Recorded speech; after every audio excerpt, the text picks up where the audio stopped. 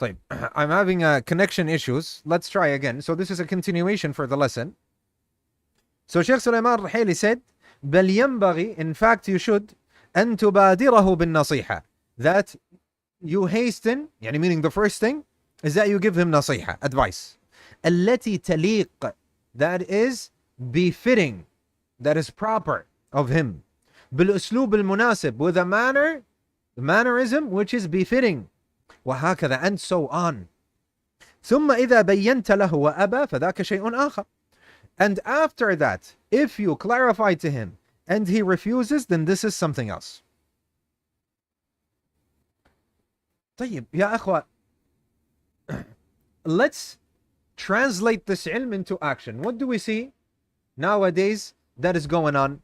Very, very, very few people that actually give nasiha in an appropriate manner. And this is from experience talking. From experience and from talking to du'at and talking to the mashayikh and talking. Very few people, ya akhwa, that when they give the nasiha, they have the manners of giving nasiha. Ya akhwa, when you are giving nasiha, sometimes, or most of the time, the person that you're giving nasiha to might not respond, or might get offended, or might, unless you meet someone who's really from the people of fadl and the people, they will take you with an open heart and so on. So your position is not the position of someone that is taking a stab. Understand this? Yani, when someone gives nasiha in the appropriate manner and is patient, studies the matter with you, going back to the mashayikh and the people of fadl and so on, there is islah in this way. When we get some of the questions, what do I do with my father? He does this, he says that, we say give him nasiha. I say, doesn't listen to me. He shouts at me. We say, then seek someone. Look, we don't say, yani, we try to find something that fixes the situation. We don't incite. There is a fire, we don't give fuel and wood, put wood onto the fire. So, we say then, look for someone who can give him nasiha and he accepts from this person. Like the Imam of the masjid, like your uncle, your grandfather, and so on. A friend of his. If not, maybe look for one of the mashayikh that he listens to. Maybe send him a video. Maybe send him some videos, and after he likes this shaykh and listens to this shaykh, you send him a video. Not instantly want to fight with him. This is your mistake. You send him what? Then afterwards you send him something that shows him that this is wrong and what he's doing is wrong. There is wisdom. There are ways. This is your father. And he's not accepting. The goal is not that you claim that your father is deviant, or that you fight with him, or that you start sending messages, my father is evil, my father is corrupt. No. And even more should be the case with those who teach you. With those who teach you. Wallahi ya akhwa, what we see on the scene, very few and very little, extremely little, we can count on one hand, are the people that give nasiha with proper manners. And usually you see the one who's receiving the nasiha, he responds, because nasiha is given in a good way. But what we see now, look, the people that are giving nasiha nowadays, approaching some of the people and some of the students of knowledge, doesn't take minutes before they get blocked and deleted. Doesn't take hours, is too much. 1 hour, 1 day tops, and they get deleted. So you have someone who's 15 or 18 or 21 or 23. He's sending a message to a shaykh who's 67 years old, as old as his father or grandfather. No more than 1 hour and the shaykh blocks him and deletes him. What does that tell you? The shaykh doesn't have good manners. No, the shaykh does. And the shaykh have been in da'wah for 40 years or 30 years, and he's dealt with so many people. But it took him 1 hour, sometimes 5 minutes to block and delete you. That, instead of pointing a finger towards people and the people of fadl and ilm and so on, point the finger at yourself. Look what's wrong with you. Why when you talk to this Shaykh, he blocks you. You talk to another Shaykh in Medina, he blocks you. You talk to another Shaykh in Kuwait, he blocks you. You talk to a student of knowledge, he blocks you. Yeah, what's wrong is with them. You are the only Sunni on the face of the earth. No, you're not. What's wrong is you. There's something wrong with you, and you need to learn and behave and indulge in seeking ilm and so on. Let's open our eyes to this, ya akhwa. Giving nasiha is not what we see nowadays. There is no nasiha to be given, actually.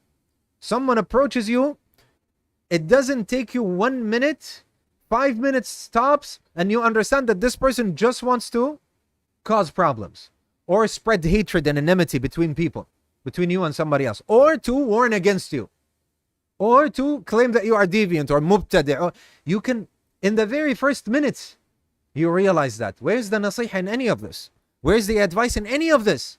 It's not an advice.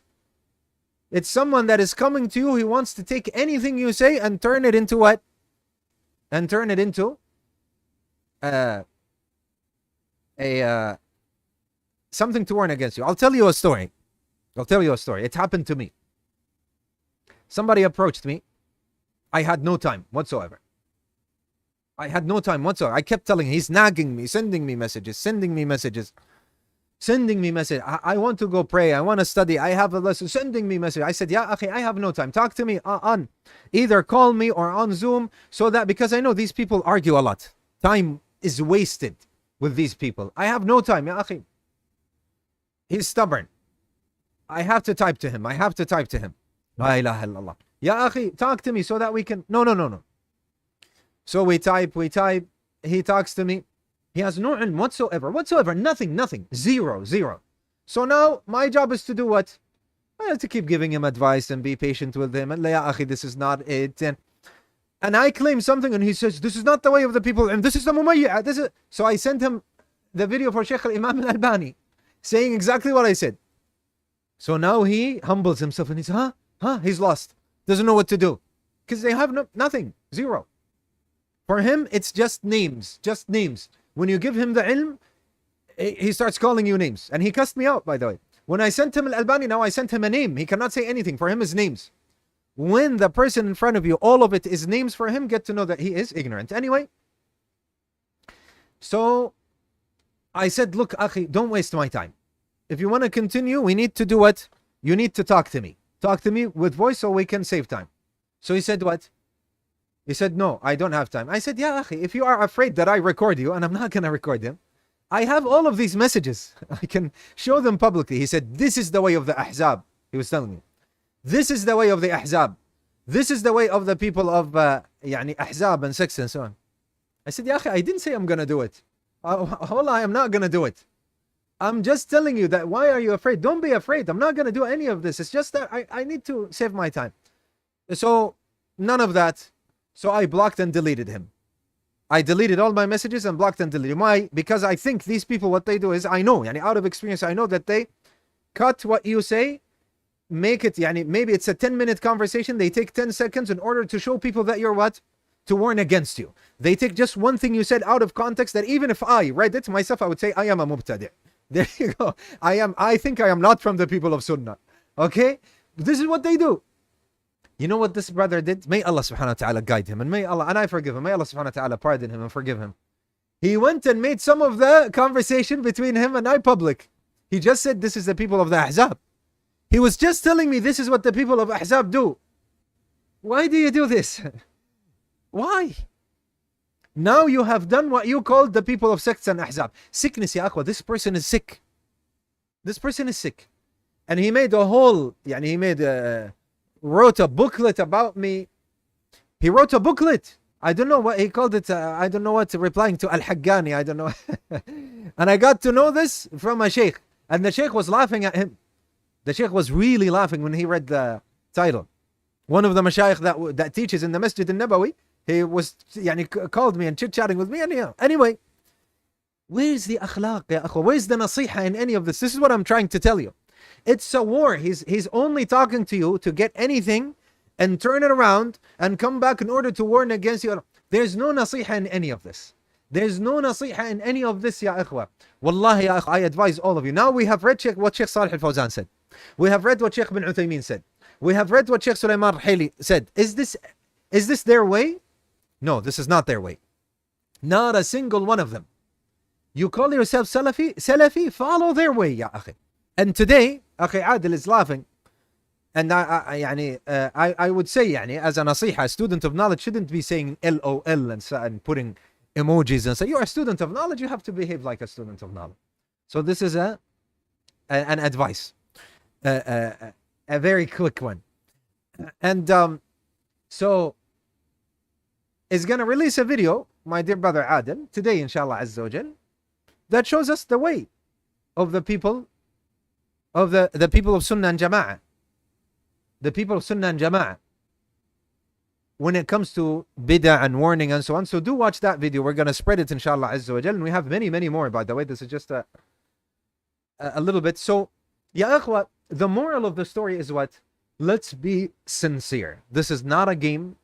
This is not entertainment. Causing problems and disunity is a major, major sin in the deen of Allah Azza wa Jal. And one of the greatest usul of the people of Sunnah and Jama'ah is that a person, when he wants to speak, he speaks when he has knowledge and when he has ilm. Or he learns. And when a person wants to give nasiha, he has to be sincere to Allah Azza wa Jal. Doesn't have any hidden agenda. Doesn't have any other motives. He wants this sincere to Allah Azza wa Jal. Maybe when he's making the nasiha, he does what? He supplicates to Allah Azza wa Jal. He says, Ya Rab, show me that which is haqq. Ya Rab, if haqq is with me, show him and guide him to that which is true. Ya Rab, Ya Allah.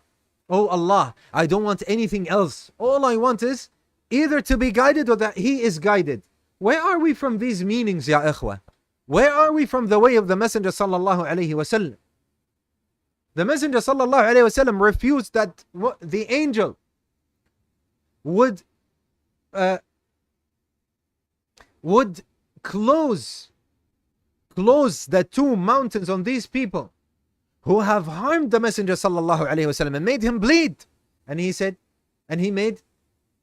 what? That may Allah subhanahu wa ta'ala make from their offspring a person who says La ilaha illallah. Where are we from this? I hear many people saying, Shaykh Rabi'. Where are you from, Shaykh Rabi'? Where is you? You are not on the way of Shaykh Rabi'. I told you, Shaykh Rabi' waited 10 years giving nasiha in private to someone. Where are you from, Shaykh Rabi' ibn Hadi al-Madkhali? Where are you from, Shaykh bin Uthaymeen? Where are you from, Shaykh al-Albani and Ibn Baz and Salih al-Fawzan? Where are you from these ulama and these mashayikh? People who have ilm, don't speak without ilm. Don't cause enmity in the deen, causing division and disunity and cussing one out and cussing his father and cussing his mother. And what is going on, ya ikhwa? Ya ikhwa, be fixers, be menders. You know, when you go to a doctor, he's helping you, trying to give you a cure to the sickness. You have to do the same thing.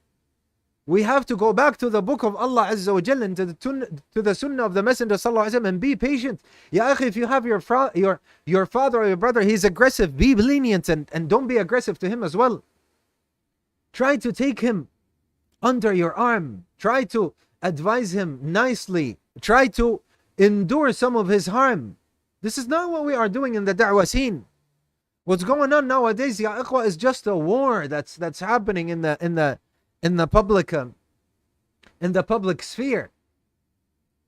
No advising one another, talking to each other in private. We are listening to the mashayikh saying, if someone has a mistake, show him his mistake, talk to him privately, give him nasiha, do your best. And no one is saying that in public it's wrong. No one is saying that. When you see a mistake, you can say that in public. You say there's this mistake and that mistake, and the aqeedah of the people of Sunnah Jama'ah is 1, 2, 3. But where is the nasiha? There is no nasiha. Where is the ilm? There is no ilm. Is this understood? I don't want to indulge on this a lot, and I don't want you to misunderstand what I'm saying, because I am the same person who translated the videos of Imam Ibn Baz and Ibn Uthaymeen saying that that saying in public, saying the mistakes of a person is not ghiba. I personally translated these videos, so you're not going to come and tell me something I do not know. So what I'm saying is, though, is that we have turned our backs, إِلَّا مَنْ رَحِمَ اللَّهُ عَزَّ وَجَلَّ, except a few that Allah subhanahu wa ta'ala has bestowed His mercy upon, on giving nasiha, being pure-hearted in these terms, asking guidance for one another, being patient with the mistakes of others, approaching one another in private and having actual ilm, going back to the people of ilm, going back to the mashayikh, looking at these mistakes thoroughly and looking at the Quran and the Sunnah, getting off our high horse and seeing, am I the one who is mistaken or is he?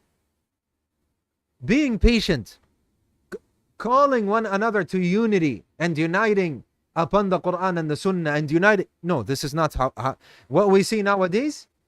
Unfortunately and sadly, which breaks the hearts, we're seeing the opposite of this. We're seeing the opposite. Now, people are cussing not just each other out, the families of each other. His father and your mother, and no comment. What can we say? No comment. What can we say? Where are the Tullab al-Ilm? It's not the matters of Tullab al-Ilm. It's not the matters of someone who's religious. These are not the matters of someone who's respectful and respected in the first place. So, ya ikhwa, let's not just hear these words from Shaykh Salih al-Fawzan, and hear these words from Imam ibn Uthaymeen, and hear these words from Shaykh Sulayma al-Hayli, and ignore them. Let's not be like this.